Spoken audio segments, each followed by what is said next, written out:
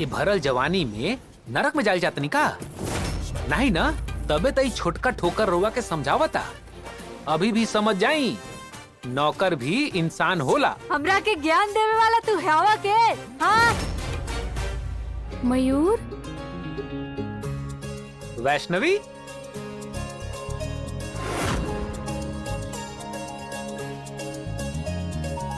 तुम्हारी चोटी कहाँ गायब हो गई? बिल्कुल ना बदल ना तू। कितना साल बाद मिला तारा तू।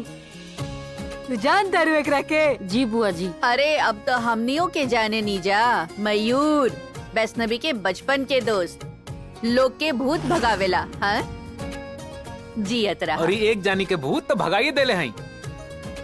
कहे बुआ जी? अरे ऐजे खड़ा रह बका, चाय पी अंदर ना चल बा। दादी बस चाय पानी से काम नहीं चली। इतना साल बाद गाँवे आयल बनी, नरम नरम ठंडी में गरम गरम सत्तू पराठा मिल जाये तो मजा आ जाये। हाँ हाँ बिल्कुल, तू सबके साथ अंदर बैठ के बात करा। हम तहरा खातिर अदरक और काला मिर्च वाला चाय के साथ पराठा पेश करता नहीं। चला चला चला जल्दी अंदर चला। मिलल जाई बुआ जी।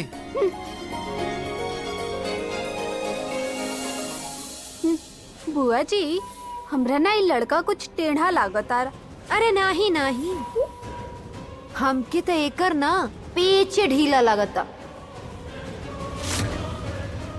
ऊ तो हमऊ देखतानी, महा बिगड़ल लड़का है, लेकिन हमऊ अच्छा अच्छा के लाइन पर ले आयल बानी। एके भी कुछ कर ही देम, भगवान सबके भला करे। हाँ। लागत इनकर भला हो गइल बा।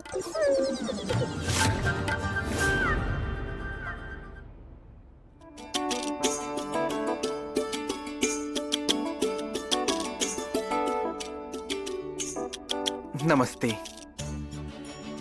रवा आ गई नी। ये हमार बचपन के दोस्त बा मयूर, मौसी के साथ आयल बा। बचपन में साथ में हमने बहुत खेलत रहनी है, फिर ही पढ़ाई करे चल गए विदेश।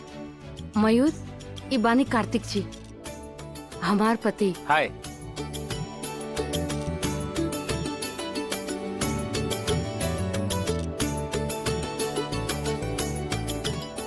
कार्तिक जी रवा जल्दी से नहा के तैयार होके आ जाए, हम सब खातिर नाश्ता लगा बताने। हाँ हाँ अब बैठी, चल के खड़ा ना रही। आजा आजा आजा। आवा खड़ा ना रहा, बैठा। आजा बेटा। हम अभी आवतानी। हाँ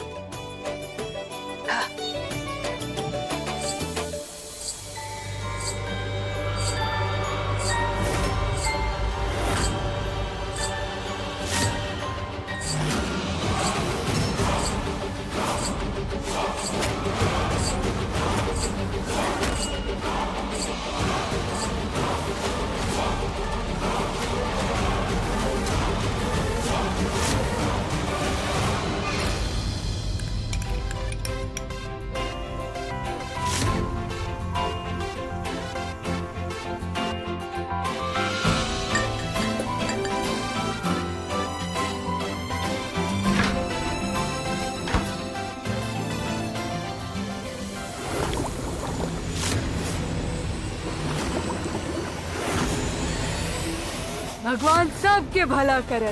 इतना सब कुछ हो गए, ना केहू देखलक ना केहू सुनलक।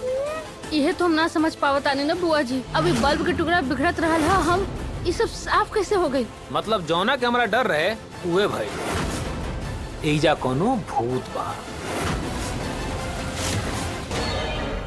ये का हो गई? कैसे हो गई? चाय के पानी हरियर कैसे हो गई?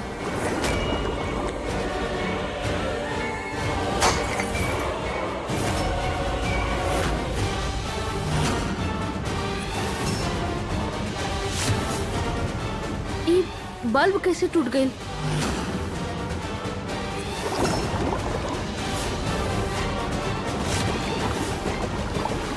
दादी, कार्तिक जी, दादी, दादी, पापा जी, रसोई में बल्ब, कोई बा। लेकिन भइल का कुछ बताएबू तू? बाबूजी, बाबूजी, वो रसोई में कोई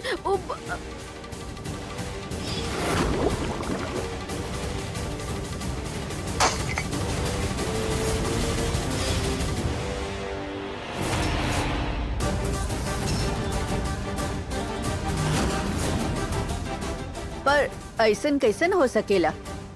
सब लोग तो ऐजा रहे हमरा पास, तो तोहरा पीछे पीछे कौन गइल? पता ना कौन रहे। रवा सब आई, खुद ही देख ली। आई आई चलो देखल जा कौन है। चलो। आई आई रवा सब खुद ही देख ली। ये देखिए चाय।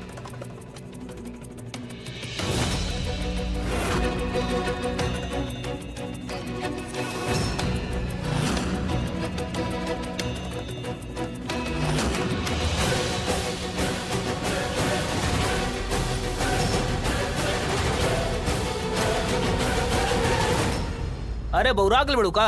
अरे ठीक तो बाटे चाय। और नहीं तका देखो, बल्ब भी सही जगह पर बा और हर चीज अपना सही जगह पर रखल बाटे। हाँ, ओकरा दिमाग के अलावा बाकी हमार सामने तो चाय भी हरियर हो गल रहे और बल्ब भी टूट के बिखर गल रहे।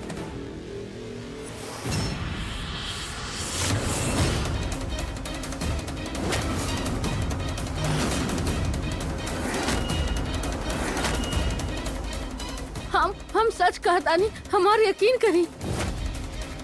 अरे कहाँ से विश्वास कर ली भैया? हर चीज तो सही सही रखल बा, का गड़बड़ बा यहाँ पर कहीं पे? फालतू में बात करता रहो। ये सब पता ना ठीक कैसे हो गई। और हमारे सामने तो चाय भी हरियर हो गई रहे, पता ना कैसे। और बल्ब भी फूट गए रहे, ओकर टुकड़ा भी यहाँ वहाँ हुई। हमरा वो दिखावा था नहीं। भगवान सबके भला करस। इतना सब कुछ हो गए, ना केहू देखलक ना केहू सुनलक। यह तो हम ना समझ पावतानी ना बुआ जी। अब ये बल्ब के टुकड़ा यहाँ बिखरल रहे और ये सब साफ भी हो गई। मतलब जौना के हमारा डर रहे उहे भाई। एजा कोनो भूत बा।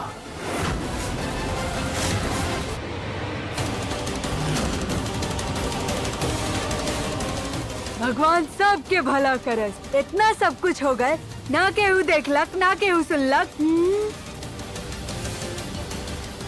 यह तो हम समझ नहीं की पावत ना बुआ जी। अभी यहाँ बल्ब के टुकड़ा बिखरल रहे और इतना जल्दी साफ भी हो गई। हाँ, और चाय के रंग भी चाय खनिया हो गई। ग्रेट।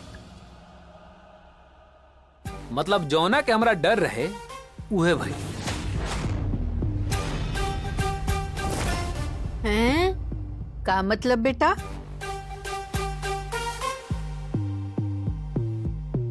वैष्णवी बल्ब ब्लास्ट होते देख ली और यू डेरा के बाहर आ गई। लेकिन वो जब सबके साथे वापस आईली तब बल्ब नॉर्मल रहे।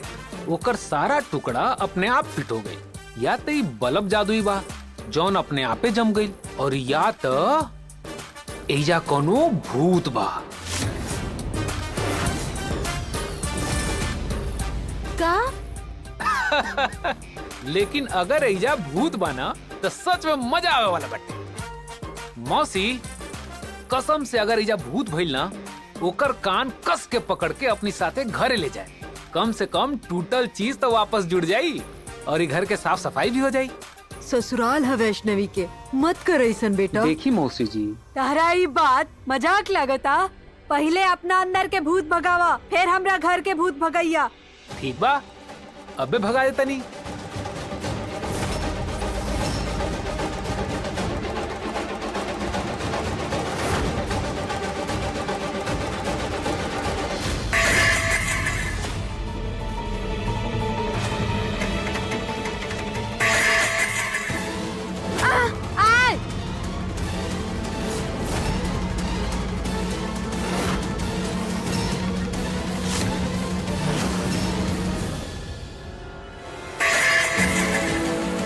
अरे हमार कान।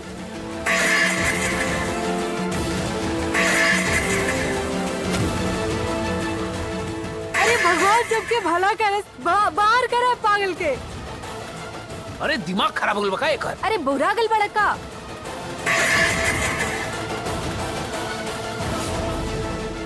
ये का पागलपन बा मयूर? बर्तन काहे गिराव तारा? बस बहुत हो गल मयूर। हम तारा के घर गृहस्थी की चीज बर्बाद ना कर दे। कमान वैष्णवी, बर्तन गिरी नहीं तो बर्तन उठावे वाला भूत कैसे आई? मिस्टर भूत, कहाँ बड़ा तुम? जैसे तू ब्लास्ट भइल बल्ब के फिर से फिट कर देला, वही तरह प्लीज हमार प्लेट उठौले में मदद करे खातिर आजा, प्लीज मिस्टर भूत।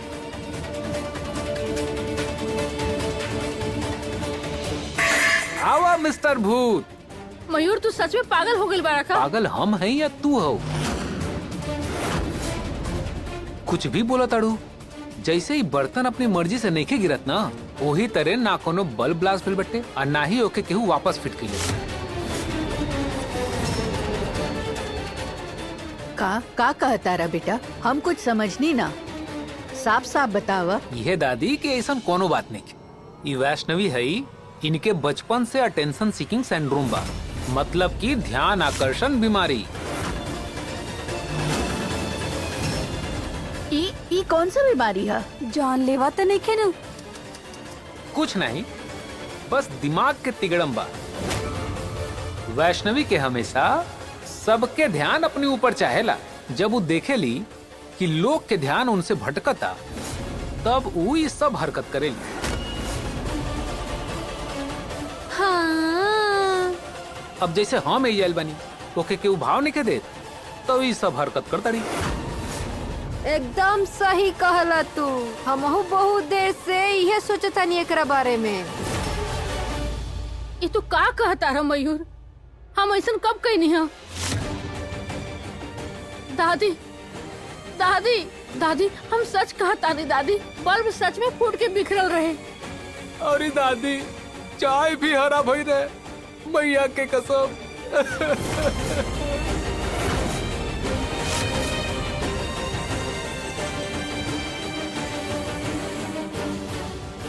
हमरा नहीं के पता कि तू ये सब काहे करता रहा मयूर। बाकी रे कोनो मजाक नहीं के, तू अच्छा तरह से जाने लगी हमरा कोनो शौक नहीं के केहू के ध्यान खींचे के। राहिदा वैष्णवी,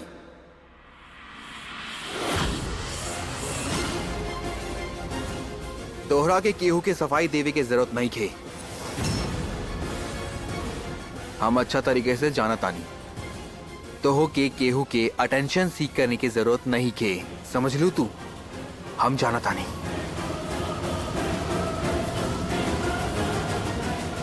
मतलब तू मानत अड़ा कि बल्ब सच में ब्लास्ट भइल रहे और चाय के रंग भी बदल रहे। हो सकेला वैष्णव के भ्रम बा, भाई से भी कई दिनों से अच्छा तरीके से सुतल नहीं खे। कार्तिक जी, नींद अच्छा तरीके से पूरा नहीं की भेल तुहार, थकान की वजह से ये सब हो जाला। तू थक गल बाड़ू, तो के रेस्ट की जरूरत बा। चला साथ चला चला।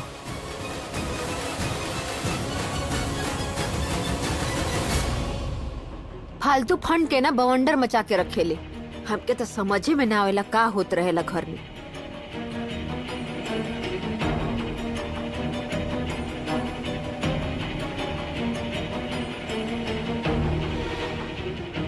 जब से पुराना हवेली से लौटल बानी, कुछ अजीब सा जरूर होता। इस सब में हमके लागता ई मयूर हमार मदद कर सकेला। यशोदा, तू का कहत रहलू? विदेश में का पढ़ाई करके आइल बा? हमनी के भाषा में तो भूत भगावल कहल जाला बड़की मालकिन, लेकिन अंग्रेजी में पर साइकिल पर। ए मयूर, उ का कहत रहला तू साइकिल पर? अरे मौसी, रउआ तो रहे ही थी, नहीं तो रउआ तो हमारी काम के कार, साइकिल, हवाई जहाज पता नहीं का उड़ा दे। दादी तनी साइड हुई। दादी, हम पैरानॉर्मल साइकोलॉजी में डिग्री ले ले हैं।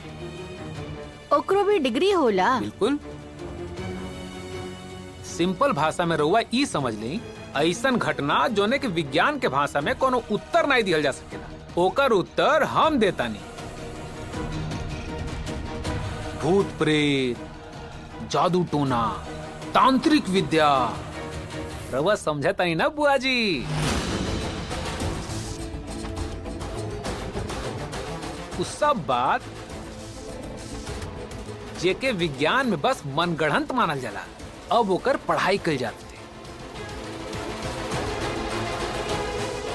वो पता करे खातिर कि सच में भूत प्रेत, आत्मा वगैरह जैसा नकारात्मक शक्ति ये सब सच में होला या फिर आदमी के दिमाग के झोल है वही से रिलेटेड एगो प्रोजेक्ट पे काम करता है। सोचनी है कि एजा आयल बनी तो अपनी लोग से मिल के जाई, न जाने फिर से कब आई जाई। लेकिन अब तक तो हमके नया नमूना, अरे हमार मतलब नया लोग से मिल के मजा आ गई। भगवान सबके भला करस। साफ साफ कहा ना कि ढोंगी बाबा हवा हैं। तारा खरिए 4-4 मिलेला हमरा यहाँ चौराहा पर। बड़ी आइला डिग्री वाला।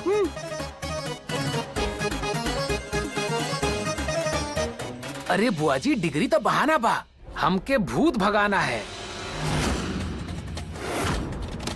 बुआ जी, रउआ के अगर केहू के ऊपर कुछ उतारे के चढ़ावे के बा तो बता दे।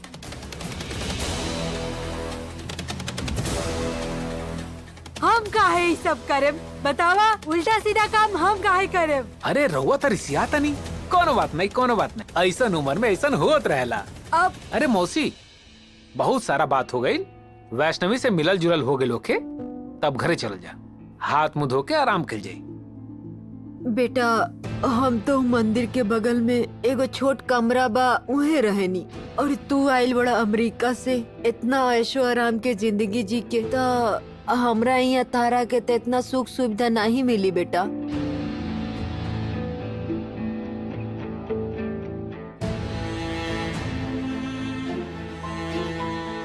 यशोदा, आवा, हमके तो उसे कोनो बात करे के रहे और वो कुलदेवी के प्रसाद देवे के रहे, तो थोड़ा हमरे साथ आवा तू। आओ।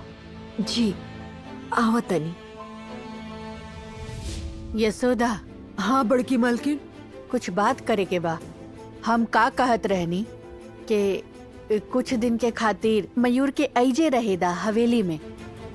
अरे रउआ तो हमरा मन के बात कह देनी। हमू कुछ ऐसन के सोचत रहनी है, वैष्णवी के अच्छा लगी। बड़की मालकिन, एगो बात पूछी, नाराज तो नहीं होखे? ना, पूछा पूछा। का बात बा? रउआ बहुते परेशान लगा तनी। अब तो से का छुपाई यशोदा? पुरानी हवेली से लौट के आइल बानी, तब से हमार घर में ना जाने का अजीब हो रहल बा। तू तो वैष्णवी के हालत अपन आँख से देखले रहलू, कल रात भी ऐसन ही बस।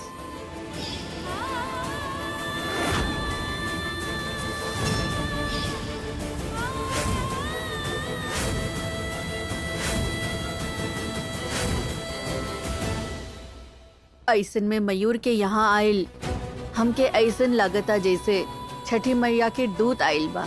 नहीं तो हम कहाँ ऐसन इंसान के खोजत रहती जेकरा के वैज्ञानिक रूप से ई सब समझे और समझावे के आवता, इलाज करे आवेला। ठीक बा बड़की मालकिन, रउआ जैसन सही लगे वैसन के करी। वैसे एगो और बात मन में आवता। बोली ना। मयूर के साथ तू हो जे रुक जा। देखा, वैसे वैष्णवी के ऐसन हालत में जितना ज्यादा लोग ओके साथ रही उतना अच्छा रही, ऐसन हमके लागता। बड़की मालकिन, बात तो रउआ सही कहतनी। रउआ तो जानते बानी हम इतना दिन से यात्रा पर गई रहनी दर्शन करे, तो मंदिर के सेवा ना कर पैनी। उ सब भी तो देखल जरूरी बा। लेकिन रउआ चिंता ना करी, रउआ के हमार जब्बो जरूरत पड़ी हमके बता दे, हम जरूर आ जाए, वहाँ कोनो इंतजाम कर दे। अरे फिर वैष्णवी के साथे रउआ सब तो बटले बानी, तो हमके कोनो बात के चिंता नहीं खे। उ तो बा। चलो। अरे अम्मा, ई ह कि हमार घर है, कोनो धर्मशाला नहीं है कि केहू भी मुंह उठा के चली आई और यही जा रही जाई।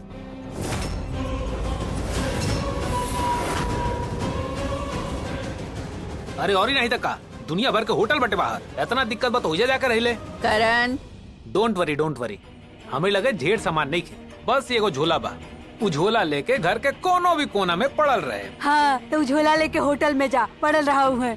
अरे जीजी, काहे एकरा मुंह लगतनी? अपने जुबान खराब हुई। देखत नहीं की अम्मा के चेहरा लिखल बाटे कि तैयार बानी रखे खातिर बुड़बक के। बेटा, विदेश से का एक ही झोला लेके आइल बाड़ा? नहीं दादी, दू रहे, एगो में ऊपर के कपड़ा, एगो में नीचे के कपड़ा। ऊपर के कपड़ा सब हमें लगे बटे, लेकिन जौने झोला में नीचे के कपड़ा रहे वो चोरी हो गई। अब जौने घर में बुआ जी जैसन जवान औरत होगी, वो जब बिना पैंट के घूमे तो हमारी इज्जत का तो खतरा बना।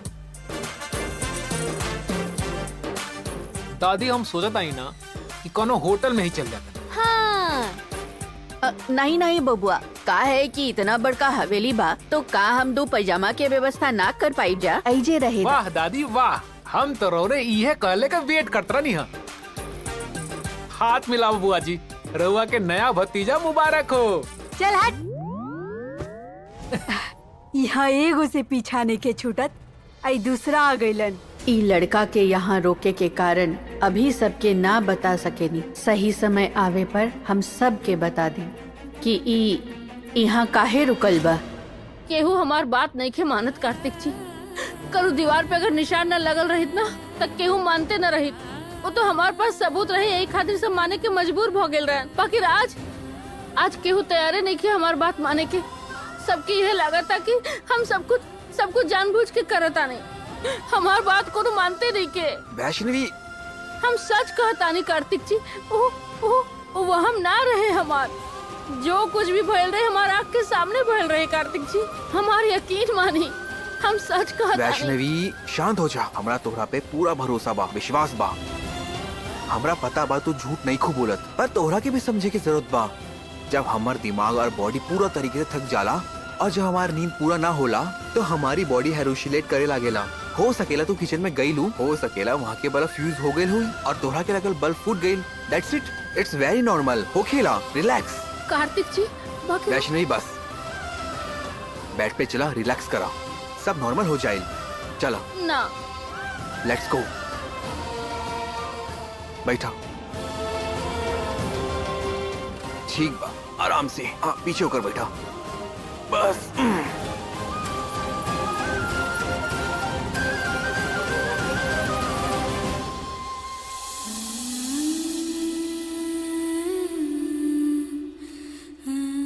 हम बिल्कुल ठीक बानी कार्तिक जी, और रात के भी ठीक से सुतल रही। अब जिद मत करी। और वो मालूम बना कि हमरा दोपहर में नींद ना आवेला। वैष्णवी जिद हम ना करता नी, जिद तू करता रू। कम से कम आपन तना आपन बेबी के बारे में तो सोचा। आपन बेबी रेस्ट करे के चाहता। जब तू सुतबू, तू रेस्ट करबू, तबे तो अपन बेबी रेस्ट करी। हाँ राइट। कम कम, आराम से। अब बतावा कौन सा लोरी सुनबू? चंदा है तू। ना ना ना ना ना ना ना ना ना।